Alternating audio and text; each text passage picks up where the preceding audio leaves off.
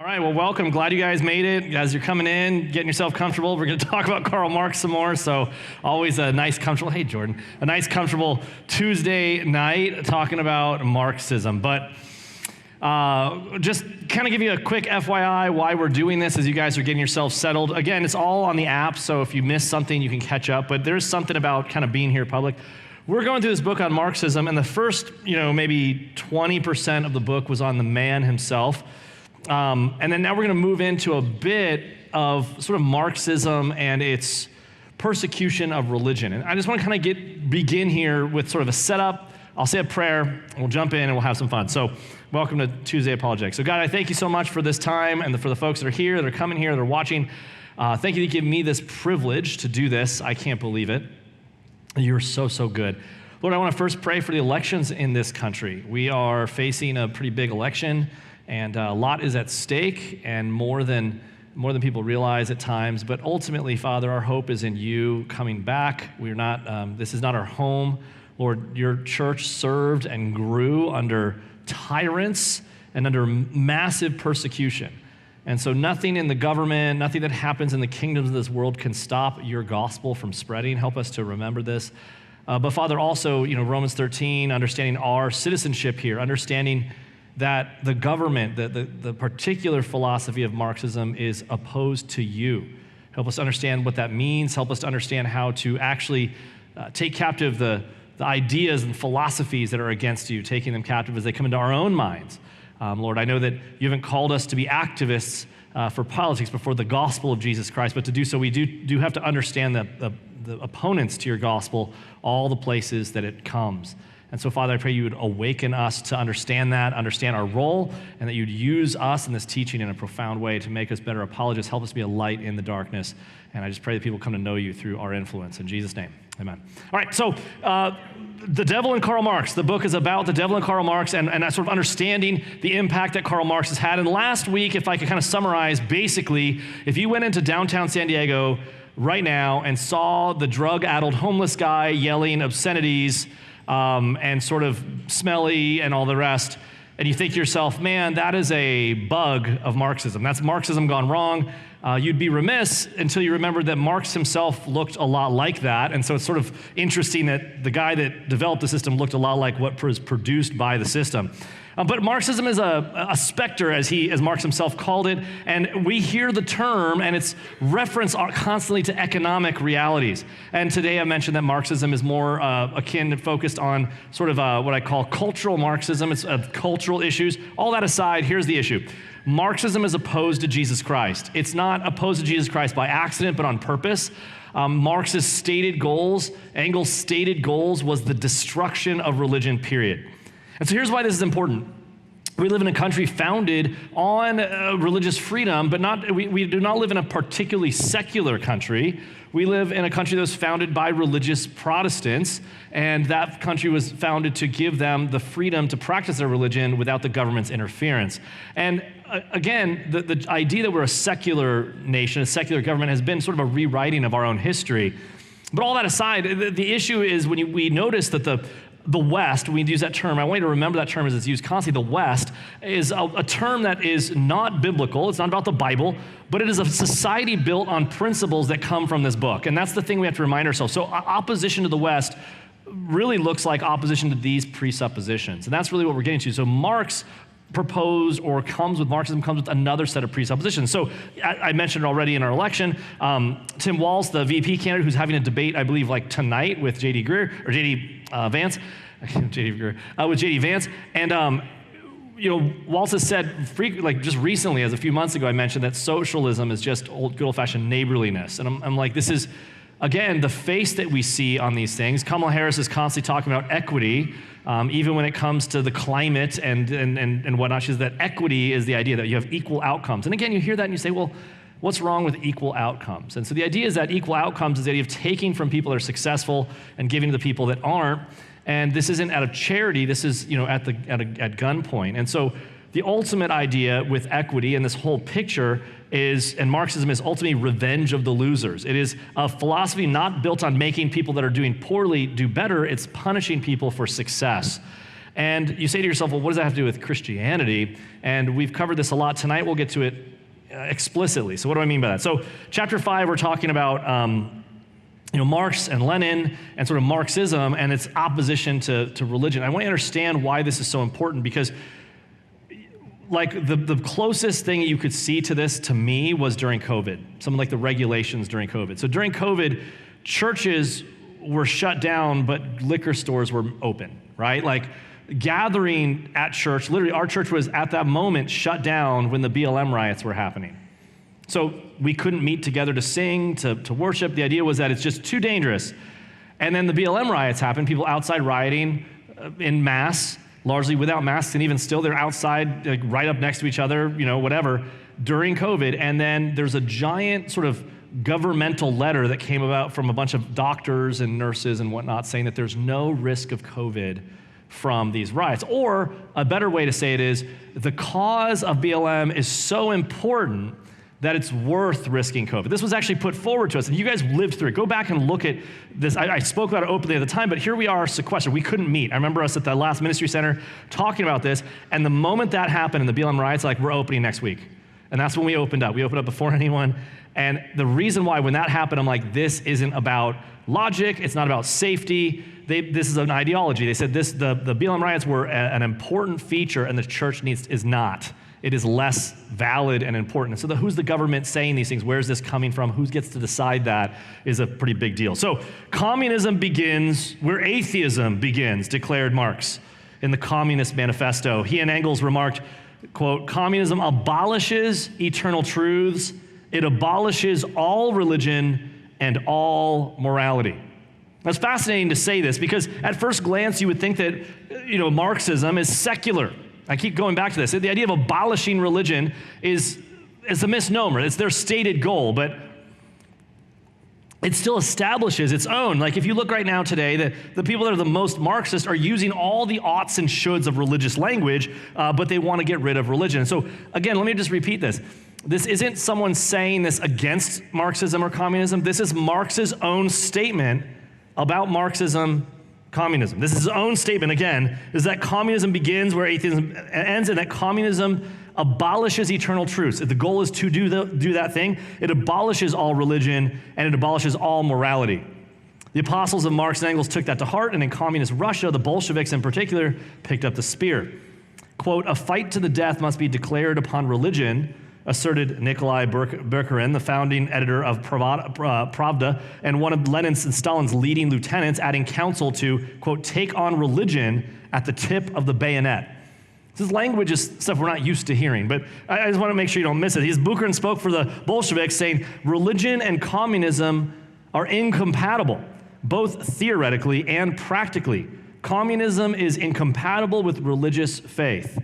He also spoke for Marx, saying, "Religion is the opium of the people," said Karl Marx. "It is the task of the Communist Party to make this truth comprehensible to the widest possible circles of the laboring masses." So essentially, the communist message right off the bat is directly opposed to the Bible. It is directly opposed to the Word of God. It is not just opposed to it and saying that, hey, I don't think this is accurate, or this thing. It is saying outright, it is not true, it is bad, it needs to be opposed. It is calling evil good and good evil, and that's sort of the basic idea at the outset. And I think that the thing that I don't want you to miss here is that this language, again, is an economic philosophy. It looks like it's just a secular philosophy, and people don't focus on this, but I want you to understand where it leads. The Bolsheviks would end up doing just that, and communists worldwide would do just that. This was the atheist legacy that was bequeathed by Marx. So you could go back in history and see what has happened. So I'm not making this up. And so the form of sort of cultural Marxism that you see today, the language that we're using in our culture right now, when I tell you it's dangerous and you can't put it back in the bottle, I'm not sitting here making this up. I'm not sitting here trying to be provocative. I'm not a provocateur. I don't care if anyone clicks on this. I'm not. There's nothing that's provocative. I'm just saying honestly, the language, the type of rhetoric you're hearing right now, in normal speech, not whispered, but from mainstream people, that kind of rhetoric, we know for a fact where it leads, and it leads to mass death, and it's bad. And the first people, the number one opponent to this type of rhetoric is not the political right, it's not politics, it is the church and the family, but ultimately it is the church. And so I just want you to understand that when you look at the cultural Marxist moment that we're in right now, that the number one terrible person is me. I'm a white Christian male. Somehow this makes me the villain of everything, and so I'm the oppressor of everybody. People I haven't met somehow. I live in an oppressive society. This is so true for I was listening to Matt Walsh talked about this a little bit. He talked about the ridiculous article that came out recently where people said there's a phenomenon, I mentioned this last week, just so you know I'm not making this up, there's a phenomenon on the right wing. This is a left-wing sort of pundit writing this article, a female named Molly something or another, and she says there's this weird phenomenon on the right where it's called the men are liking hot girls. And we're not sure what this is. I think it's just a way to keep women in chains or something. As if guys all of a sudden on the right got together and said, you know what we should do is start liking beautiful women. They interviewed a bunch of women, liberal women, to understand the phenomenon. And I'm like, what in the world? And the only answer they could come up with is it's almost like aliens from another planet saw normal behavior and was like, I wonder what that came from. I know, it must be a political thing to keep women in chains. And so this is basically Marxism. It's so dumb that you can't even do, even in Idiocracy, one of the scenes which you shouldn't see, but let's say you did see the movie, which is so bad, when they're in the car and he's like, you like money and women? I like money and women. It's like, let's be friends. It's just a normal thing that guys would like pretty girls. This is basic biology all the way back to the first century. I mean, even to the challenges of the prominent pastor who just fell, who was in his 70s and had an illicit relationship with a 20-year-old or someone in their 20s. You think that when you get into your 70s, maybe you're less prone to think beautiful women are beautiful or something, and nope, still there. But according to this article, what a weird phenomenon. The only thing that could possibly explain this would be politics. Because for Marxism, everything is a power struggle, and everything is about taking down all the inherited obligations that come from God. And one of those is the basic idea that some people are smarter, some people are taller, some people are more beautiful, some people are nicer. You get all sorts of things. Not nicer, you can become nice. But the idea is to get rid of those things, and equity means you're going to all land in the same place. So all of a sudden, if you're all landing in the same place, there's no way to alien describe, well, what about that person that's beautiful and you notice them? There must be some political reason you did so. It's just listening to an alien speech. You say to yourself, what's the harm in that? Well, the same philosophy, the thing that opposes, again, I mentioned again, is you as a Christian who reads your Bible. One of the most brutally restricted rights by communist governments was and remains today to be the freedom of worship. The freedom to worship, which communists, listen to this, always and everywhere have attacked with wild fervor and devotion. Now, let me say this again. It's the most brutally restricted rights, period, in communist regimes is the freedom to worship. When I was dealing with the COVID coming down, this was my first, it's impossible to read history. It's impossible to know any history. And I'm not insulting anyone here, but we all should have seen it. You could see it right away. It wasn't subtle. If you know any history at all, any history, go back to Cold War, go back a little bit to that, just recent history, Berlin Wall, all the basic things, the phrasing and the overreach by the government into the world of religion, into the churches, the very idea of what they could say how you ought to do and what you can do, and the fact that we nodded our head and went along with it, it is such a terrifying precedent. I'm thankful we're here right now, but oh my goodness, the absurdness of the argumentation and the things that happen. You say to yourself, well, it's just about this. The language used, there's a precedent with this, and this is something to know about. In a sense, it's strange that atheistic communists felt so mortally threatened by their people believing in something they insisted did not exist. Yet communists not only cared about the worship that people had, but they became utterly obsessed with stopping it. Belief in God stood in the way of the totalitarian desire to transform human nature. God was a competitor to communist control of the body, mind, and spirit of man that Marx and Lenin wanted to redefine in their own image. In other words, communists rightly recognized that belief in God was the chief impediment to the imposition of their atheist creed. Now, let me just make sure you don't miss this. I don't care about politics, not ultimately. But I just want to make this really clear that you see it. There's a reason that on the left right now in this country, politics is a religion. And it is not on the right. On the right, it's like herding cats, and you have all sorts of weird people on the right and the left, and you get fringe people. But as a basic idea, the party on the left is religious in its fidelity to its own party. There's a lockstep mentality to it, and there's an idea behind it, and this is straight out of the communist playbook. And the idea is that all of the values that you hold are party values. You can't think for yourself. You can't question them. So right now, the values of gay marriage, LGBTQ plus minus everything else, now it's all the transgenderism. All of a sudden, like, how dare you oppose this? Like, these are the values you have to hold. That's, again, we dealt with it with the mask. It wasn't even about its efficacy. It was the fact that you wore it to demonstrate, hey, I'm loyal. Like, we already know who you vote for. You got the mask. Like, you get it. But for the left, it's religion, and its opposition isn't the right. It is God. It hates it. I mentioned the DNC had a big thing about, the faith. Keep the faith, and they don't mean in God. They absolutely oppose the God of the Bible, and they're open about it. And I just want you to understand that this isn't like new. Remember, Marxism came out in the 1800s. This is not new. Ironically, anyone familiar with or who spent time in Communist Party will attest that its arrogantly and proudly atheistic members treat communism as a faith. And the writings of Karl Marx and Lenin were accorded a sacred status. In the Soviet state and other communist regimes, these writings had effectively replaced the Bible in public life, and in the lives of so many communists everywhere, they constituted the new sacred scripture.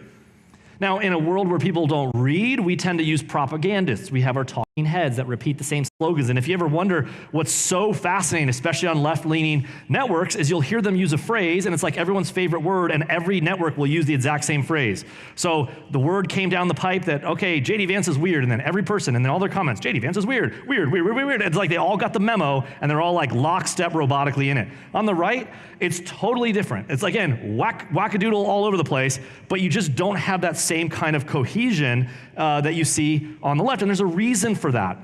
Mikhail Gorbachev, for example, he denounced the phenomenon in July 25th and 26th, 1991 plenary session of the Soviet Central Committee.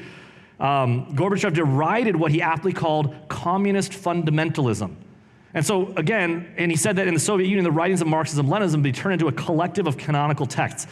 Fundamentalism is a great idea. So here's how you know how religious it is.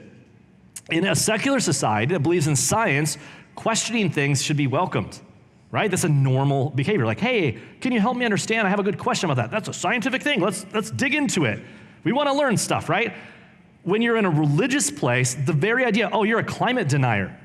I didn't know that this was a faith thing. I didn't know I needed to assert certain amounts of faith. Like, I'm just wondering if the data is actually accurate, because the data you gave during COVID wasn't accurate. I'm just wondering how much man-made climate change is really worth. I mean, I'm just wondering, I have some questions here. Oh, you're a denier. That's heresy. We need to shut you down. Oh, you deny this thing is heresy. We're going to shut you down. And the whole thing with transgenderism, it's heresy. It's verboten. You can't even just describe it. That's where we are right now. That's why censorship becomes so grand. It's not about discussing and debating ideas in a free society. It is to shut down speech. This is, well, again, a religious fundamentalism. Even here in this church, if you bring up heresy, we don't allow that to be like spread around, right? So if you come in and you're going to all the small groups and you're saying, oh, Jesus wasn't really God. Well, if it comes back to me and we get word, like, we're going to find you. I'm just kidding. We're going to be like, what's up?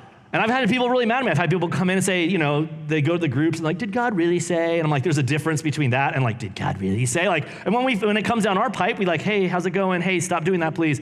I'm okay with that. We are in a church. We believe the truth. This is the scripture we have. You can question it. We can debate it. We can go over it. But like, this is the truth. Now, this is different when you think about in an open side, we're going to debate things in the marketplace of ideas. I want you to understand that right now for the left, that it is not a marketplace of ideas. It is a religious fundamentalism, and it is this is very much from the communist playbook. Again, in the United States, Arthur Koestler, renowned ex-communist, spoke of the believer's religious-like conversion to the Marxist faith, and he basically just describes it as identically to any type of conversion. And basically, he says, and with rapturous communism entrancing and absorbing the convert, the party was treated as an infallible authority. And so there's all sorts of folks that talk about this, and it goes along with the deconstruction stuff. It's interesting to me listening to folks say, I love Jesus, but I can never vote for Trump, but I'm going to vote for Kamala this time. I'm like, based on what policy? It's not morality or any of these things. You say to yourself, well, it's almost, here's the thing. You probably have, during COVID, you probably had plenty of friends that knew you were a Christian and stayed your friend. But based on your COVID policy, or if they knew who you voted for, people are splitting as if it's like, oh, you became a Buddhist or you became a Christian. I mean, like, and you say to yourself, was it because you're being so political? What I'm trying to say is it's the allegiance to a religion that causes that kind of polarization. This is like, granted, if someone says, hey, you're a Christian, you leave the faith, that should affect you. But your politics 20 years ago, that wouldn't have been the case, but right now it is. Friends would depart from one another based on whether you wore a mask, based on whether you're vaccinated. You know, I mean, this is a crazy idea. They talked about here, none of us desires or is able to dispute the will of the party, stated Leon Trotsky, whose later dissent from and forearm and criticisms of Stalin would lead to his excommunication by the Kremlin. Clearly, the party is always right. We can only be right with and by the party, for history has provided no other way of being in the right. Because, again, there's no absolute truth. So truth comes from the majority or the most powerful, which is the party, which is the government, which is God. You worship there. Again, here's the argument. There is no God. How do we have any right? Well, the government is God, so what we say is sacred.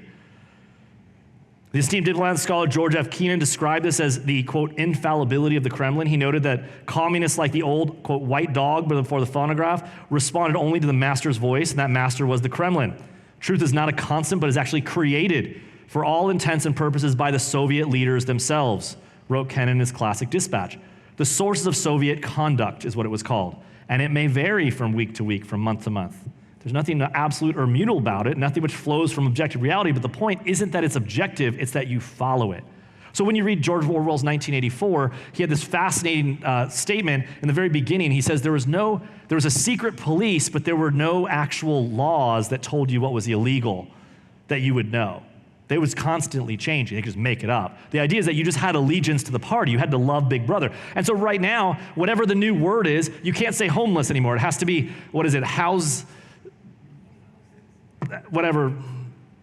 house lacking. What was the word? What is it? Unhoused. That's the new one. Unhoused. Like every word keeps changing, right? You can't, like each change, like, oh, what's the new thing? I can't say that. Well, what's the new one? I got to find out. And how dare you not know? And so the idea is making you jump. It makes you be quiet. It makes you whisper. One of the most interesting things I heard recently, I got to hear a testimony about someone. I don't know who it is, so maybe it's someone you in here. But apparently a gal in this church came with a boy she was dating, listened to me speak, and hated everything I said, like really hated me, and from what I heard. And I guess the basic argument was, he can't say that. He can't talk like that. And I don't even say crazy things. I say normal things. If you think it's crazy, it's just because we live in such a crazy time. And eventually, apparently she got saved, and now she's like, yeah, but the shock that we could even just talk normally is so shocking. I mean, we're like, I can't believe he's saying that. We got to whisper these things. The Soviet concept of power requires that the party leadership remain, in theory, the sole repository of truth. The leadership of the Communist Party is therefore always right. So, for example, during the Hurricane Katrina, George Bush famously flew over Hurricane Katrina, and they had a picture of him looking out the window. And that picture was used to say that George Bush thinks he's above everything. He didn't go in and visit. He was on the ground in Hurricane Katrina, and it was used to lambast him because an election was coming up. Meanwhile, the big thing that happened in North Carolina, South Carolina, and Georgia, that whole area with the big bunch of disasters and everything, here's Kamala Harris putting out an ad of her in an airplane looking out the window and isn't that great? Clap, over here. It's like, yeah, I'm mad now. Just follow whatever they tell you. Should you be mad at that now? Yes. Is it, my body, my choice. Don't tell me what to do with my body. Okay, now I'm going to put the mask on and tell me what about abortion. I'm like, okay, is that okay now? And we just tell me what to do, tell me what to think. That's where we live today. And that's crazy to me. It's just crazy, but when you say this isn't just random. This is built into the system. You deny objective truth, and it's all about following the orders that come down from on high. Since they alone knew what was good for society, since the word was, quote, absolute, immutable, infallible, secure, and unchangeable, the Soviet leadership was prepared to recognize no restrictions, either of God or man, on the character of their methods. Their only guiding force was themselves and their Marxist-Leninism, and that was what they answered to. Ronald Reagan called it that religion of theirs, which is Marxism-Leninism. So I'm not making this up. Everyone knows this. He said that the communists bowed to the nativity according to Marx and Lenin, a system which Karl Marx has hailed as the Messiah. That's Reagan saying that. Lenin saw socialism as incompatible with religious belief, totally. Basically, they just wouldn't go together. The way they went about this was very interesting. He says, basically the idea was that Lenin desired that this, where he said, complete separation of church and state is what the socialist proletariat demands of the modern state and the modern church. Now, when we say separation of church and state, here's what they mean. Sounding like a 21st century secular progressive in America, Lenin insisted that religion must be declared a private affair. Now, even though it's the opposite side of the spectrum with the Nazis, the same idea I constantly bring up is the way we view our faith in public. So, for example, in the public schools, we say government schools, like, well, you can't share your faith in government schools. It's separation of church and state. That's not actually what that means, technically, period. That is the marketplace. To not share your religious beliefs implies that there is such a thing as actual secularism. But people are giving you values all the time. There's rainbow flags all over the place. There's clearly oughts and shoulds being in those places. What they don't want you to do is share biblical beliefs. And so we go along with it. So the more you're quiet in the public square, the more you end up going, and this is what's sad about, I think, the church, willingly into our Christian ghettos, places where we can be open about our faith, but not in the marketplace. That's not what our founders envisioned for our country, and it's not good for us as gospel people. Lenin wrote that in 1905. Once he and his Bolsheviks took over, they refused to tolerate religion even as a private affair. So it begins with, you can have your religion. So again, the Jews in Nazi Germany, even though, again, Nazism is different than communism, but opposite side of the same coin of the totalitarianism. The argument first was the Jews, which Hitler called dogs, could practice their faith in Jewish quarters, but not anywhere else. And so the Jews would have your bar mitzvah in the Jewish quarters, you'd act Jewish in the Jewish quarters, you wear the yarmulke in the Jewish quarters, but everywhere else you would hide your Jewishness. And eventually those Jewish quarters were then raided and those people were put into ovens. And so that was the idea of sequestering them in the first place. The party would not accept it. Lenin conceded as much in his 1905 letter. He said, quote, "We demand that religion be held a private affair so far as the state is concerned. But by no means can we consider religion a private affair so far as our party is concerned." He continued, "We demand complete disestablishment of the church so as to be able to combat the religious fog. We founded our association, the Russian Social Democratic Labor Party, precisely for such a struggle against every religious bamboozling of the workers. And to us, the ideological struggle is not a private affair, but the affair of the whole party, of the whole proletariat." So his argument is, we're going to stamp out religion everywhere. And here's what's so funny. Listen to the name again. So you hear this again. The Russian Social Democratic Labor Party. That sounds kind of boring. Like, they're not called Satanist Against Jesus Party.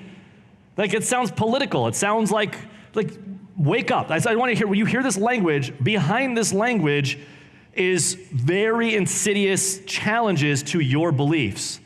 And again, we don't live in a communist country yet. And so you should understand these ideas. Lenin was writing this back in 1905, but later, when he quotes Marx again, and where he says religion is the opium of the people, he says Marx is the cornerstone of the whole Marxist outlook on religion. And here Lenin, writing in May 1909 on behalf of fellow social democrats, what he wrote is worth quoting a bit at length. He says this. This is Lenin writing in 1909.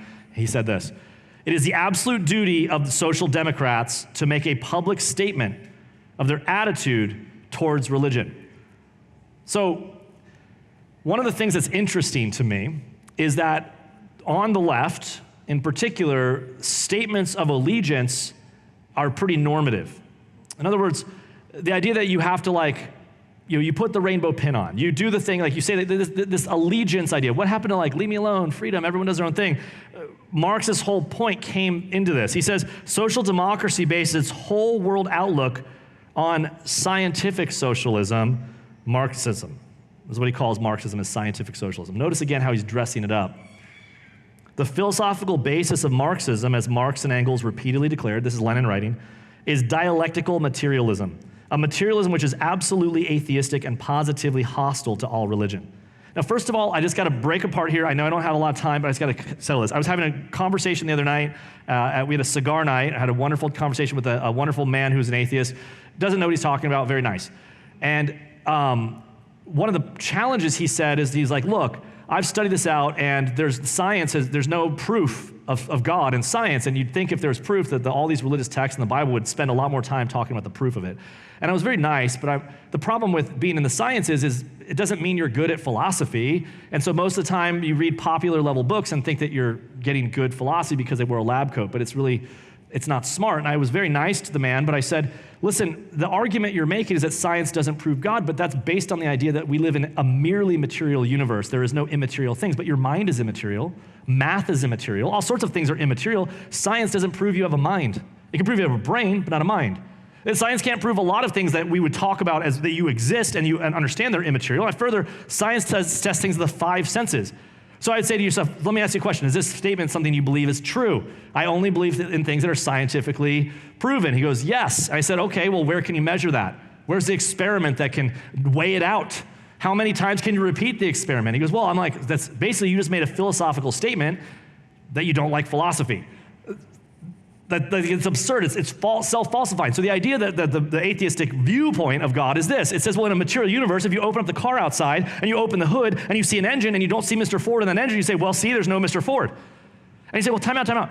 God made things, material things, but God is immaterial. What makes more sense, that matter becomes mind or mind becomes matter? That God said and it was so, or that there is no mind, as Rosenberg says. Basically, the whole argument is fallacious. It doesn't hold up to even a second of scrutiny, and yet Marx has boldly stated, and we go along with it because we're afraid of arguments like this, and we shouldn't be. We should not be afraid of arguments like that. Like basically this like sort of scientific bullyism, I repeated to the gentleman, I said, you do science right now, and we live in an ordered universe, and if you don't have a Christian theism background, you shouldn't do any science at all. It's the only reason you should do it in the first place. Why even care otherwise? And eventually, I think I won him over. We'll see. Hopefully he shows up here. But Lenin goes on, he says, Marxism is materialism. And as such, it is relentlessly hostile to religion. He writes, we must combat religion. It is the ABC of all materialism and consequently of Marxism. He doesn't say we should leave it alone. We have to fight it. Marxism goes further. It says we must know how to combat religion, and in order to do so, we must explain the source of faith and religion among the masses in a materialist way. The combating of religion cannot be confined. This is what Lenin says. It starts to get kind of scary. Listen to this. The combating of religion cannot be confined to abstract ideological preaching, and it must not be reduced to such preaching. So what he's saying, we're told as Christians that we combat satanic ideas with, basically, we tear down lofty arguments with prayer and good arguments. We do apologetics. That's really what spiritual warfare is described in 2 Corinthians, right? It's apologetics. We make arguments that destroy. We don't fight against flesh and blood, but we use arguments, we use scripture and make arguments. Lenin say we don't want to make arguments. We don't want to argue our points. He says it must be linked up with the concrete practice of the class movement, which aims at eliminating the social roots of religion. So this is basically sort of like in the same way that Islam spread through the sword, this is an atheism with a sharp edge.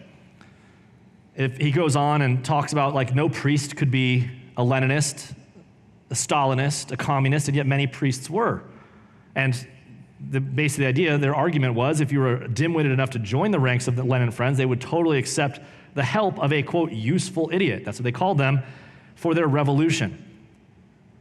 So when the founder of VeggieTales is telling us that he's totally okay with sort of a communist regime coming in, which he just talked on Twitter or whatever, my Twit space, X was it X, or whatever. My Twit face, MySpace, Twitter, and Facebook, my Twit face. So I used to think of it. But X, right, doesn't work as well. He's a useful idiot.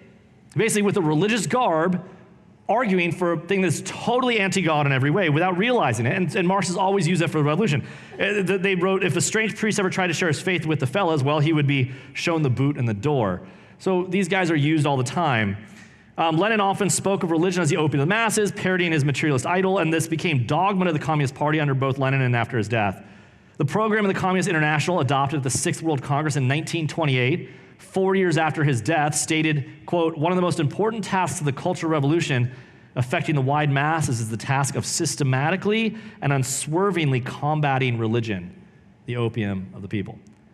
He goes on later and says, Lenin himself wrote, all worship of divinity is necrophilia, which is ridiculous. He went on and scowled that any religious idea of any God at all, as any flirtation with a God, is the most inexpressible foulness, the most shameful venereal disease.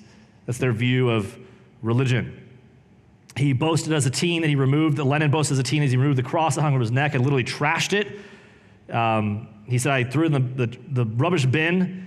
And it was a metaphor for how he and his Bolsheviks and other communists viewed and treated religion. On December 25th, 1919, celebrated as Christmas Day in the West, Comrade Lenin issued the following order in his own writing, quote, to put up with Nikola, the religious holiday, would be stupid.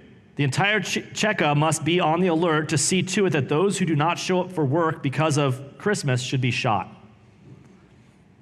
That was, in effect, what Lenin and his disciples spent the next decades doing to the religious-minded people in the cursed places where they seized power. Remember, Marx himself said there needs to be blood, and their number one opponent is the church. Please don't hear me wrong. I'm not trying to say that we're in a moment right now where that's happening. What I'm trying to say is the rhetoric we have right now can only go one direction. That's it. No one wants to talk. There's no talking. And so my only hope is that people see the stupidness of the ideology that's been put forth, that your kids are learning, that you're learning, that we're watching all the time. That leads to, and has led to, repeatedly massive violence. I want you to understand it's not generalized violence. It is violence primarily aimed at you. Now that might happen, but we're the ones guarding this right now. Let me keep going. It says, the only morality the communists recognized was that which advanced their own interests. Isn't that true? I mean, you look at the picture of abortion right now. People are like, well, abortion's okay. And like, it's okay to murder your child. I mean, what? How's that even possible? It's that millions would be killed if they slowed or stood against the advancement of those interests. That was communist morality. Communists did not believe in an eternal morality. There was no morality outside themselves. It was power for power's sake. And it was, again, always taking power from the more powerful. And what Lenin particularly disliked and feared was not a corrupt priest who was easily countered because of his corruption, but a holy priest who was not so compromised and thus more difficult to vilify before the people. In other words, Marxists love priests and pastors that fell. They loved it. Society does today too. That's why it's spread so far and wide. I don't really get reports often in my email or on social media saying, check out this pastor who was faithful his whole life. And no one sends me those like, can you believe it? But man, if a prominent pastor falls from grace, it is really big news. It is shocking to the church. It harms the gospel, and Satan loves it. He wrote, the priests that were corrupting young girls and boys are much less dangerous, averred Lenin. It's easy to expose them and to condemn and expel the first priest, while the second cannot be expelled so simply. To expose the latter is 1,000 times more difficult. Let me make sure you don't miss this. Christian, the opposition to your witness is most likely not going to be argumentation. It's too hard. What arguments does the leftist have against your view of God? There literally is not an argument. There literally is no argument. The best argument is, man, we found your search history. Check this out. That's the whole point. And so the argument that as a pastor that your character requirements matters, I mean, that's a big deal, but make no mistake, like, that it knows, like, don't go on stupid websites, don't go meeting people, like, don't do stupid stuff, like it's going to mess up your witness. And, Leninists knew it. He preferred his priests to be unholy, so does our culture. A sacrilegious priest or pastor was Lenin's kind of priest. It's all the better for taking down the churches and religion. But for Vladimir Lenin's comrades, rejecting God was not enough. The Bolsheviks sought to be proactive, undermining belief for generations to come. Lenin and Trotsky launched the League of the Militant Godless, which was tasked with the dissemination of anti-religious propaganda. And it just kind of goes into their viewpoint. When you look at this propaganda, their basic idea was that man will just rise up into being awesome. Now, some of this, if you look at the timing of this, all this was really popular during the rise of sort of humanism. And again, I've expressed this. This all was kind of popular in churches at the same time. Don't miss what was going on. Churches tend to be less brave than we would like. Postmillennialism is a philosophy about the end times that was very popular prior to World War I and II, right? And postmillennialism was basically saying that Christ came back already, and we're just going to create a heaven on earth. Everything's just get better and better and better, and this is it, and Christ will just come, this is it, right? That was like, and you're like, this is absurd. But the argument at the time was, with all the Industrial Revolution having just happened and all the technology happening, and all these inventions, people are like, we're just going to invent our way into awesomeness. The Jetsons, we're going to be flying off into awesomeness. And then you get to World War I and II, and we saw what happened when our technology was used in warfare, and entire generations of young men were just mowed down by automatic machine gun fire, culminating finally in the atomic bomb dropped in World War II, and all of a sudden postmillennialism fell out of favor. We weren't like, we're just going to evolve ourselves into awesomeness. It's interesting that so the churches at the time were touting postmillennialism. At the same time, the culture was touting humanism, which is just basically the same idea that we're just going to get better and better and better. People are awesome, which was straight up Marxism. It was that people don't need God to get all better, and the church's answer was, we can have God and be all better. It's just so stupid. I'm sorry, that's an aside, but if you kind of go back though a little bit, One under communism could inspire to be the greatest of heights, the level of men like Goethe and Marx, I got his name right now, so Waxley and Trotsky, and so they would use this religious language about how awesome we could be. He found his gods in Marx and Darwin. He wrote, "Darwin destroyed the last of my ideological prejudices. He triumphed." He said the facts about the world and life and its origins were established for him via this certain system of evolutionary theory. The idea of evolution and determinism, he wrote, took possession of me completely. Darwin stood for me like a mighty doorkeeper at the entrance to the temple of the universe. I was intoxicated with his thought. And remember, Darwin was giving you a philosophy. His science was pretty crappy. When Darwin wrote The Origin of Species, there's an entire chapter about how black people need to go back to Africa and basically do more evolution. I mean, he was very racist when he wrote. That's in The Origin of Species. Darwin's Origin of Species, at the time when he wrote, didn't know that the cell was anything more than a mass of goo.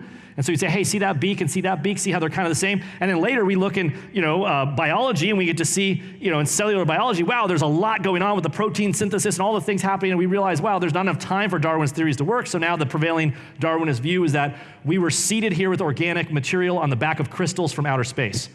And that's taught in all the university textbooks right now. It's called panspermia. Go look it up. And you're like, oh, that makes sense. Of course, we got to believe in this. It's absurd. In any case, Barry Lee Woodley explained, Trotsky took up the faith of Marx and Darwin. The conversion experience was genuine and thorough. The feeling was mutual for Trotsky's atheist followers, who, as Woodley put it, adored him as a god.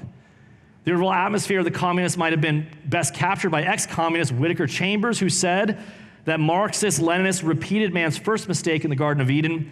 The fatal conceit is, you shall be as gods. And in so doing, they despise the notion of the one true God. And as Alexander Schulzenheim recorded in the Gulag Archipelago, he said, within the philosophical system, Marxism, Lenin, hatred of God is the principal driving force. So again, it's so not like science, it's so not sexy in culture to say, hey, we should take care of our planet. No one's like, yeah. But you know what does work? Alexandria Ocasio-Cortez, we're going to die in 12 years. It was like 12 years ago she said this. Like Greta Thunberg, how dare you? And just be like, we're going to die. Like, we need to do that gets you up and going, because the world's going to die, and you got to sell all your stuff and greenwash everything and go through that way. That's more, the religious picture is being pushed forward, but none of it works, right? That's the idea here. The whole idea is that you'll be like gods. We can affect and change the weather. Right? You could do all this. We can change our gender. We can declare myself to be whatever I want to be. This whole system is like in the garden. You can be like God. And it was indeed the tragic consequences of that hate, that hubris, that would end up being the death of literally millions of innocent people and a dagger in Western civilization itself. The Bolshevik contempt for God as a driving force in civic life resulted in an arresting change to Russian society. So prior to Trotsky, Lenin and their cohorts, respect for religious faith in the pre-Bolshevik Russia was very rich among its leaders in that area. It's like people had a very religious view. This is similar to Beirut in Lebanon right now, which is like Hezbollah is there, right? Beirut in Lebanon used to be a Christian country. And what happened was, through mass migration and immigration, it became otherwise, and then it's run by, essentially as a proxy of Iranian terror, and it runs the whole place, and it's a hellhole right now. That can happen. Like when we talk about open borders, this is like the real world. Like, go back and read history. It's just so, that's one of my main lessons here is read history. It's just so depressing though to see where we're at. But there's a reason people want to pull down statues. They don't want us to know our history. But with the Bolsheviks seizing power, a full throttle war on religion was underway. As early as the spring of 1918, wrote Soviet official and former Alexander Yakovlev, he wrote, an open campaign of terror was launched against all religions, and particularly against the Russian Orthodox Church. It was, quote, a policy of terror felt by every religious faith. Yakovlev underscores an incident not uncommon in summer of 1918 in the Yekaterinburg diocese, in which 47 clergymen were shot, drowned, or axed to death. That was merely one cruel episode in an ongoing campaign, the originator of which, says Yakovlev flatly and correctly, was Lenin. He, quote, his actions against religion and the church are astonishing in their diabolical ferocity and immorality. So again, this wasn't people acting out of turn. This was direct orders from Lenin himself. To that end, many policies and proclamations were launched to initiate the Bolshevik War, including these steps that all started under Lenin in 1918. Again, World War I and II are following behind this. Here's their argument. Ready? All land and buildings owned for centuries by the Russian church were confiscated by the state, and all the schools were taken from the church. Communists favored nationalization of everything, and the church and its property fell under that purview, and so would faith itself. In a way, civic religion was first nationalized and then co-opted and transmogrified into the Marxist-Leninist faith. Marxism, Leninism replaced the Russian Orthodox Church and all other conventional faiths. It became the new state religion. Listen, we've been coming this another direction, but when we've allowed, sort of open, like the Washington prayer breakfast, right? There's Christians that pray. There's also Mormons, Jews, all these different people praying to different gods. Like, as Christians, as a Christian country, we don't just say, hey, let's all come together in all of our faiths. Like, I just don't want to be a part of that. Because what happens is, it starts off where it's like, well, I like that. We like prayer. But I'm like, yeah, but I'm not going to pray with Muslims. Like, they don't believe in the same God as me. Like, it's just, like I talked about, the exclusivity of Christianity. Like, I think we're right. Like, this matters. At a certain point, when you just say, hey, we're all going to do the same thing, and the state starts to nationalize these things, well, then the state religion then starts to assert its power. And so you want to be careful. The Bolsheviks immediately forbade religious instruction to anyone under 18 years of age. Let me make this clear so you don't miss this. The impulse to ban homeschooling in our nation is the identical one. The idea that the public school, sort of people don't want you formed into a strictly civil ceremony. Weddings, baptisms, and funerals were converted into bizarre communist ceremonies. Soviet officials instead substituted secular ceremonies infused with communist ideology, pejoratively labeled outsiders as red weddings, red baptisms, and red funerals. And you say to yourselves, well, we're not there right now, but look at all the wedding shows on TV. Hey, let's just get married. We'll get divorced tomorrow. We'll do the same. Like we've made a mockery of, and you say to yourself, why is it so interesting? The attack on marriage, the attack on the church, the attack on the family is a playbook that's been around for a long time. The parents of newborns would promise to raise their children not as slaves for the bourgeois, but as fighters against it. Young mothers would declare, quote, the child belongs to me only physically. For his spiritual upbringing, I entrust him to the society. The spiritual upbringing would accord only with the new and improved faith of Marxist-Leninism. Particularly ugly, Leninist cronies ensured that churches were destroyed or reconstituted into communist clubs. And this isn't just when you look at the Great Terror before Napoleon, right, after the French Revolution, they took like Notre Dame and made it into a place for cattle. And they took these atheist houses, a place where they'd store hay or grain, or they would urinate on things. I mean, it's this normal stuff. It was the normal fate. They stole all of the stuff. Churches were constantly shut down. By the time you get to Moscow, let me see this. The fate of Russia's holy, and of 657 churches that existed in Moscow on the eve of the 1917 revolution, only 100 to 150 actually remained by 1976. And of those, the Orthodox Patriarchs said only 46 actually still held services by the 70s. And among those 46, virtually none were actually free to say what they wanted. They were monitored by full-time state-employed church watchers whose job was to report those who came to the church to pray. The task in this war on religion was immense. The USSR was a huge country that spanned 12 time zones, and within the Orthodox Church alone, there were over 40,000 churches and some 150,000 priests, monks, deans, and bishops, and whereas churches could be reduced to rubble, recalcitrant priests would need to be carted to Siberia or sometimes simply executed. This was likewise true for stubbornly faithful nuns who were deliberately housed in special sections of the gulag along with prostitutes. They demanded the church's materials. There was fierce battles. They basically stole all their stuff. Right? Lenin was furious when churches would not give him and his cohorts all their money, their icons, their jewels, or whatever else to melt down. He instructed Trotsky and the Politburo to make sure that all the churches were, quote, cleansed, or to, quote, shoot ringleaders and to implement the death penalty for priests. Lenin hoped that there's a 99% chance of smashing the enemy on the head with complete success and of guaranteeing positions essential for us for many decades to come. They immediately put on trial like different patriarchs and people and made them guilty in these fake trials.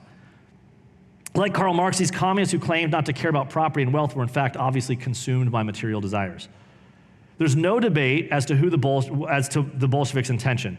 Russian expert and one-time librarian of Congress James Billington said that Vladimir Lenin and his Bolsheviks aimed for nothing less than the, quote, extermination of all religious belief. From inside the empire, Soviet historian Edward Rudzinski said that the Bolsheviks had created an atheistic empire. Nary a former Soviet official would shrink from this assessment. No one denies it, in other words. Just like religious orders who zealously convert heretics to their own faith, our communist ideologues carried out the wholesale war on religion, wrote none other than Mikhail Gorbachev in his memoirs. He affirmed that the Bolsheviks, even after the Civil War ended during a time of peace, had continued to tear down churches, arrest clergymen, and destroy them. This is no longer understandable or justifiable. Atheism took rather savage forms in our country at that time. Again, Gorbachev said all this. So, in other words, it wasn't even just about power. It was just a pure hatred of the church, and it hasn't gone away. The Soviet Union was openly hostile to religion. It was officially, quote, atheist. That's the key. It wasn't secular. It was openly atheist. It was anti-God. And they went forward. Their hostility to religion was diligently put forward, and it went into the Stalin era. Believers, in fact, experienced even worse repression under Stalin, especially in the 30s and during the Great Terror. Stalin actually blew up churches. He jailed and killed priests and bishops, deacons and nuns, and generally was hell-bent on squashing any and all trace of religion. In 1932, his League of the Militant Godless, started by Trotsky, that we talked about earlier, issued a 5-year plan to terminate all religion, and it was issued on May 15, 1932, and said, it said, not a single house of prayer will remain in the territory of the USSR, and the very concept of God must be banished from the Soviet Union as a survival of the Middle Ages and an instrument for the oppression of the working masses. This is coming from the government. This is the punching down from the government. Even during the so-called less violent, more open Khrushchev period, the abuse of Christian believers continued as standard procedure. One Soviet pastor remembered, this is in the 56s after all this, he writes, I was born into a Christian family in Siberia. My father was a pastor. I can remember how we were viewed as spies and enemies of the nation during my childhood. Even my teachers joined in the accusations. It was rare for us to walk home from school without being kicked or receiving the end of laughter. In 1961, my dad was thrown into prison for his ministry of the church. The official charge was they didn't want to work and was a parasite on society. Our church continued even though the church buildings were ended up confiscated. The religious repression continued unabated through the Brezhnev era, which lasted from the mid-60s until about the 1980s. And it wasn't until the Gorbachev era and the little end of the USSR did the Soviet repression of religion finally cease somewhat.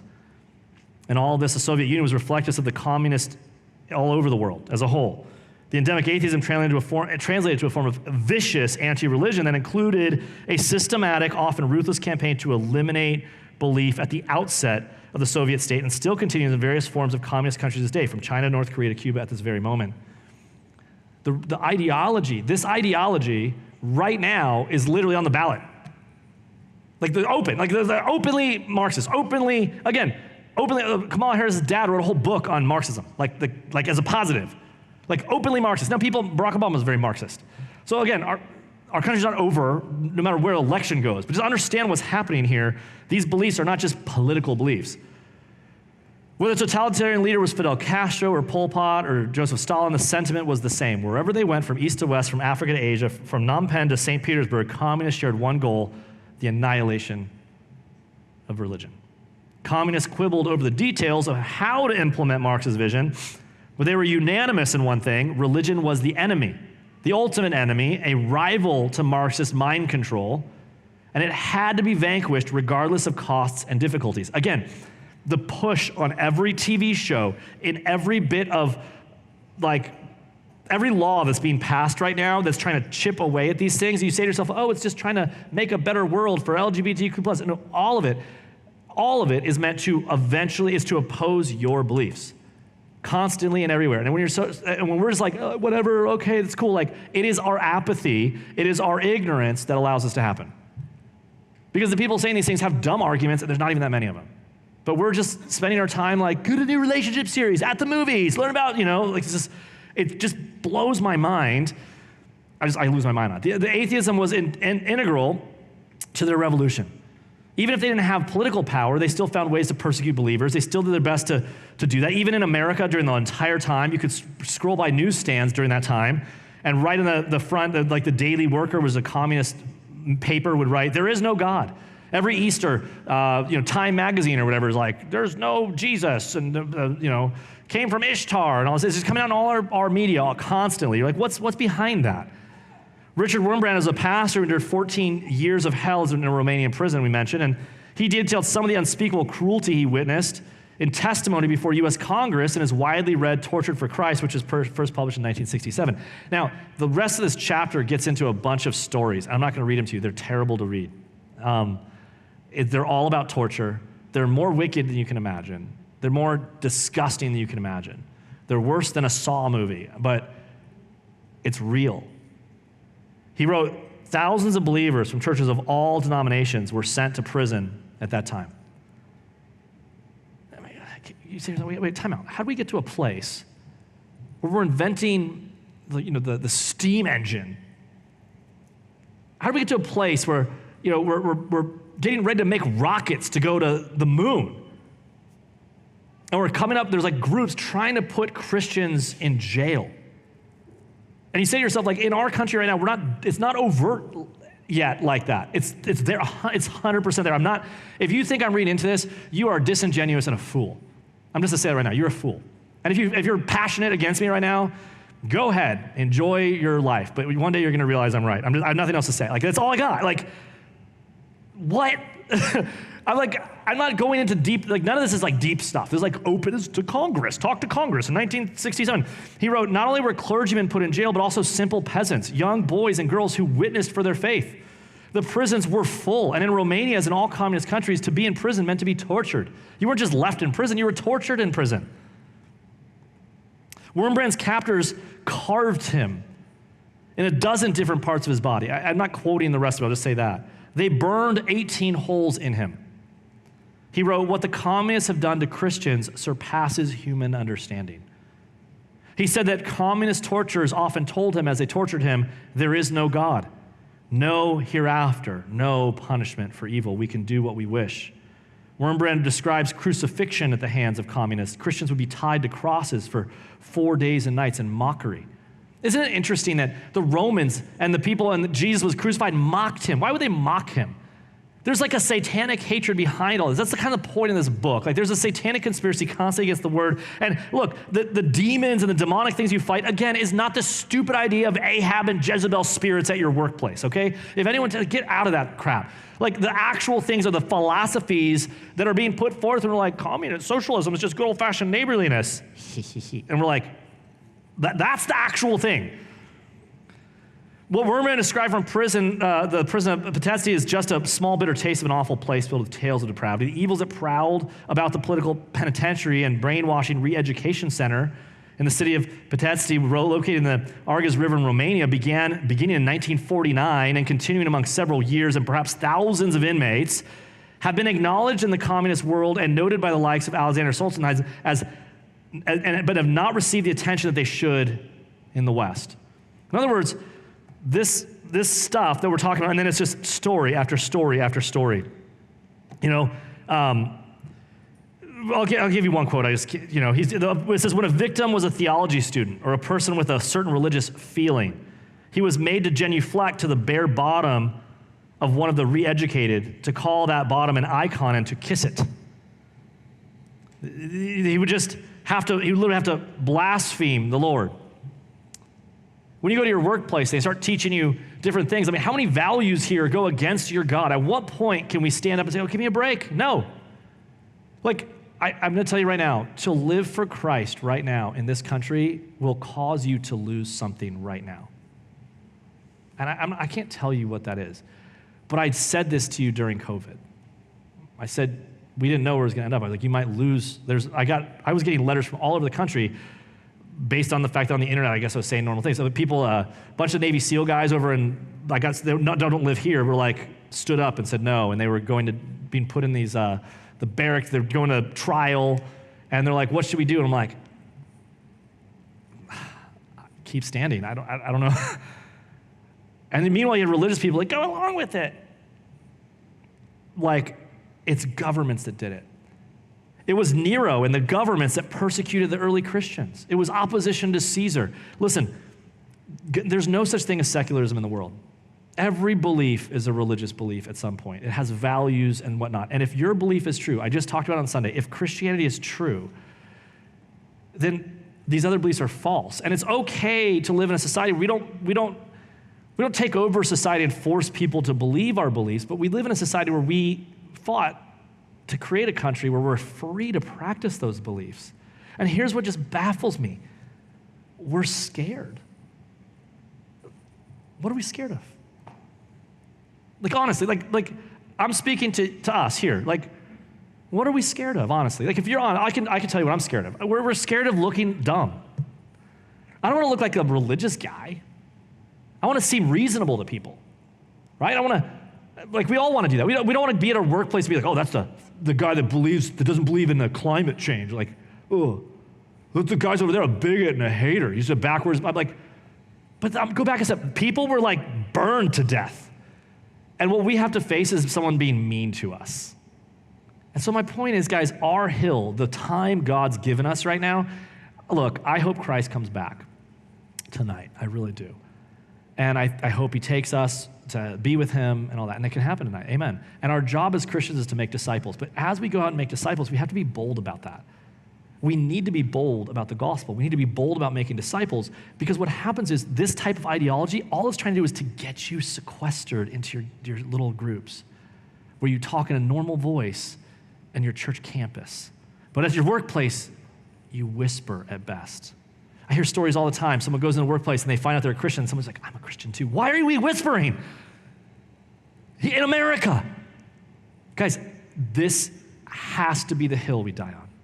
Right now, it begins with the language we use. It begins with the boldness of our faith. Don't be an annoying person, but do not hide. Do me a favor, carry a physical Bible with you. Put it on the table when you sit down. You're not being a jerk for it, but leave a symbol of your faith. Don't be afraid to, oh, how's it going? Like, do that. Carry a man bag if you have to, but don't, it's just so, there's so much at stake because everyone's going through crazy things. And you know what's happening to me all the time, constantly everywhere I go? People come to me that would never have listened to me before when something goes wrong because they're like, oh, there's a light. There's people, some of you sitting here right now probably weren't here at this church before. And it was just the simple fact, I didn't go to your door. I didn't knock on your door. I didn't find you. I didn't have a plan. I was just simply open about my faith in public. Guys, we have to do that right now. That's our whole prayer. Let me pray for us right now. God, thank you so much. I pray for the people here. We recognize where we stand in history and what is before us. My number one prayer for my people, for these people, for your people, God, is that we would be bold. We would be gentle and loving, but bold. First of all, protect us from all the tone police that are the useful idiots of bad ideas in the church. There are so many of them who are constantly about everything we might say or how we say it. Father, give us the boldness to go out and to be bold for your gospel, and we stand as you are our only audience. Father, help us to be willing to be loving enough to people that we tell them the truth, even if they hate us for it. Lord, none of us are being burned at the stake or tortured for our faith right now here in this country, but there are people around the world that are. We pray for them right now that they would be strong in their faith. And God, help us to be good stewards of the moment we have. More Christianity has been exported from this country than any country on the face of this earth. I pray that more can happen, that more missionary activity can come from us rather than having to come to us, Lord. Help us to do our part. This is our time at bat. Help us to use it well. We praise you in Jesus' name. Amen. All right, we'll see you next week. This is Pastor Matt Smith, Senior Pastor of Barabbas Road Church. For the past 16 years, it has been my joy to equip the saints for the work of the ministry by preaching the Bible verse by verse, line by line, the whole counsel of God. Our audio and video messages have reached over 158 countries and are listened to by over 5,000 people each week.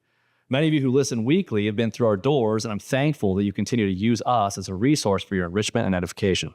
We consider you all a part of our extended church family. As you know, San Diego is a spiritually dark and financially difficult place to exist as a local church, and yet, by God's plan and purpose, He's placed us here to boldly challenge the false faith by teaching that Jesus is the only way, truth, and life. My desire is that we would continue to be a bastion of light in this dark area, that we would keep bringing you consistent biblical teaching on a weekly basis. To that end, I'm asking that you would prayerfully consider partnering with us in your missions giving. To do so, go to Barabbas.com/give. I'm thankful for this task and look forward to our partnership for years to come.